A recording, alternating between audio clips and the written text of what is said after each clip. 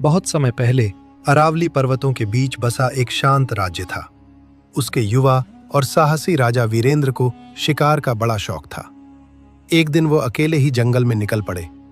मौसम ठंडा था, पेड़ों के बीच से हल्की धुंध उठ रही थी और पक्षियों की आवाजें जंगल को और रहस्यमयी बना रही थीं। राजा किसी हिरण के पीछे पीछे जंगल के गहराई में पहुंच गए।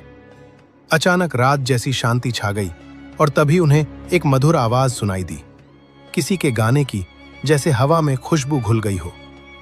आवाज की दिशा में बढ़ते हुए राजा एक खुली जगह पर पहुंचे, जहां एक सुंदर युवती नदी के किनारे फूल चुन रही थी।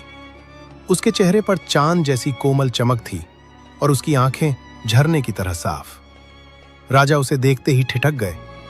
युवती ने जैसे ही राजा को देखा, वो झुककर बोली, मैं राजकुमारी आराध्या हूं, इसी जंगल के पास बसे राज्य की बेटी।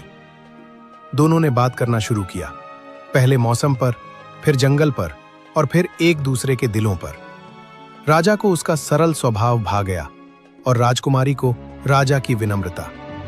धीरे धीरे शाम घिरने लगी और दोनों को एहसास हुआ कि कुछ ही पलों में उनका दिल एक दूसरे से जुड़ चुका है। जाते जाते राजा बोले, क्या मैं फिर आपको देख सकता हूं? राजकुमारी मुस्कुराई। जंगल चाहे जितना भी गहराफा हो, प्रेम की राहें कभी बंद नहीं होती। कुछ दिनों बाद राजा ने राजकुमारी के राज्य में औपचारिक रूप से विवाह का प्रस्ताव भेजा। दोनों राज्यों की सहमति से भव्य विवाह हुआ।